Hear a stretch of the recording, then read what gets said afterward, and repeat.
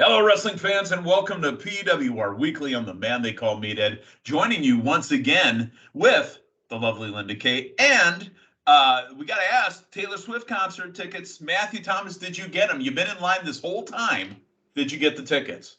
I didn't get the tickets. I got something else, though, apparently. But The rickets? no ticket to report on. But you know what? I got the gift for all of our viewing audiences that I'm back with you this morning.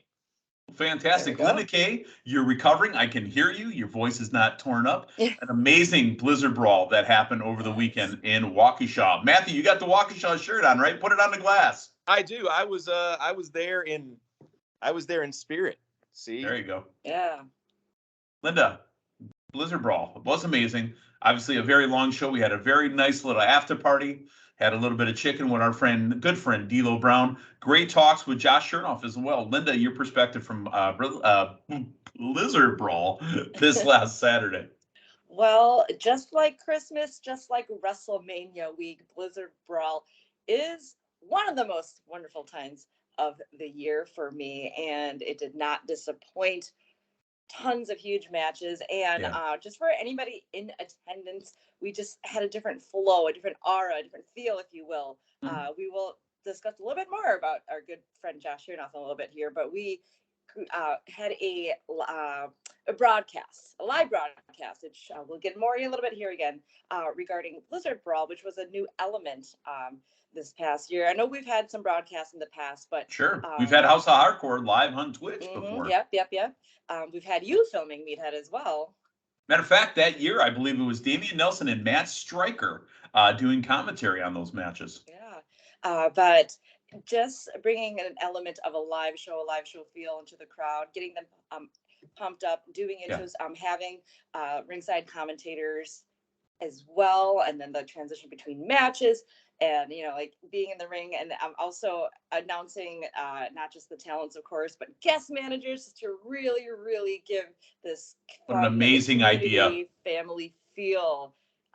It was tremendous. So I know we'll get a little bit more about Blizzard Brawl, but if you didn't see it, well, a way how you can see it. Yeah, let's segue right into that. I know I talked about the lineup of the news that I had. Let's jump this one right ahead. Press release. The streaming service veteran Paul Owen and award-winning host and producer Josh Chernoff, our friend, family member of the Pro Wrestling Report here, so says Chernoff, appointed to Premier Streaming Network's leadership team. Now, coming up at the beginning of the year, Premier Streaming Network will be broadcasting all sorts of combat sports, pro wrestling, and entertainment live events, and libraries, traditional sporting events, documentaries, and original content series set to launch in early 2023. So again, brought to you by Paul Owen and Josh Chernoff. Linda, Matthew, I know that this was recorded for a broadcast. I heard a little birdie say at this particular show that not only was Blizzard Brawl 2022 going to be available on this network, but quite possibly all Blizzard Brawls available on the Premier Streaming Network. Hot damn, because Linda Kay, there is a young Linda Kay down there. There's a Man They Call Meathead. There's a Big D from Big D. Wait, what do you mean young? You mean younger? Younger, yes. Okay. Yes, I mean younger. Because we're at year 16, right? I mean, so 16 years ago, Linda Kay versus, Linda Kay from this year. So maybe she was 12 then. Now she's a young, brisk 28. I don't know. Math is hard sometimes. But Linda Kay, Josh, popping the news at Blizzard Brawl for us that the Premier Streaming Network will now be featuring Blizzard Brawl content. Yeah, that is tremendous to hear, as well as this past Blizzard Brawl being debuted there on the network, what I understand, or just having this available to everyone on the Premier Streaming Network. That is huge. I mean, Josh Chernoff, great friend of ours, so happy with what he's got lined up and what he is doing. So thank you, Josh, for that. Thank you as well for being right at ringside. It was Josh Chernoff and another pal of ours, AJ McKay from OVW. AJ McKay, amazing voice, by the way. What a great conversation with that gentleman. Yes, absolutely. I'm going to have to go find the bell ringing video that he kept talking about. Yeah, we're going to have to go check on that as well. Matthew Thomas, I know that you've been to 2 or 3 Blizzard Brawls. I think it's 2. But Matthew Thomas, your chance to see every other Blizzard Brawl. Your thoughts? So let me tell you what I'm really interested in. I know there's a Blizzard Brawl. I think it's 2 out there where the man they call Meathead had a pretty good appearance in a battle royal. So that was a summer match. Oh, was it? Well, yeah, that was a summer match. With the amount of content that it sounds like they're getting, maybe that exists somewhere. Holy smokes. I mean, that's, because who's on that show is none other than a good friend of ours at the Pro Wrestling Report, Haystacks Ross. Ed Ross, and if that's out there, I don't know what it is, but if that's out there, you'll see a young Meathead wearing skinny jeans, shorts, actually, jean shorts, because there was a rumor going around that I was getting pantsed at that event, so the shorts I was wearing were 2 sizes too small. Now, was that a gimmick, or was that period correct, the man they call Meathead attire? Yes. Yes is the answer. So good news coming out of the premier streaming network and Blizzard Brawl, really. I mean, good news for all. Thank you, Dave Hero, as well. Yeah, of course. Thank you, Dave Hero. Another good set of news here, and I kind of want to segue from good to good because we have some not so good news coming up in just a bit here. But another piece of good news here, that the word is William Regal is finalizing a WWE deal. Now, we do know that his son, Charlie Dempsey, that's right. Charlie Dempsey, already currently in NXT. Does William Regal make his way back to the black and gold, Matthew? Sounds like the writing is on the wall, and my goodness, would that not be a welcome return after I guess NXT 2.0 lasted about a year, and there's about a minute, as the kids used to say. In the process of figuring out what this incarnation of NXT is, but my goodness, that would be a welcome return.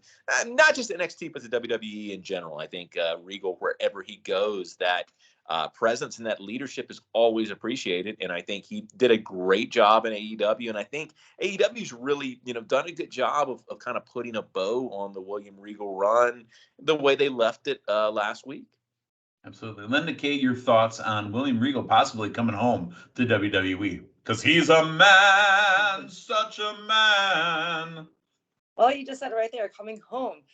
You think of NXT Black and Gold, you think of Triple H, Shawn Michaels, of course, Sir William Regal as well, especially with what we saw last week on AEW. This just makes sense, and he will be welcomed back with open arms. All right, I didn't know how to segue right from this, but we do got to bring up this little bit of news as well. Speaking of WWE family, and one of the wrestling families that have been in the World Wrestling Entertainment for a long time, Barry Windham, having suffered a heart attack. Now, Barry is still with us. Barry is still around. This is not a, RIP, rest in peace, Barry Windham. But Barry Windham, being an old school wrestler, also apparently doesn't have health insurance. So Barry, there's a GoFundMe that's been started to help with some of the bills. Barry, he had a massive heart attack while traveling through the Atlanta airport. He went into cardiac arrest. So let's keep an eye out. Let's keep our hearts open for Barry Windham. Linda. Yes, sad news. Definitely. It's just, like you said, just have our thoughts and prayers for him and the family, and for some good news. Matthew.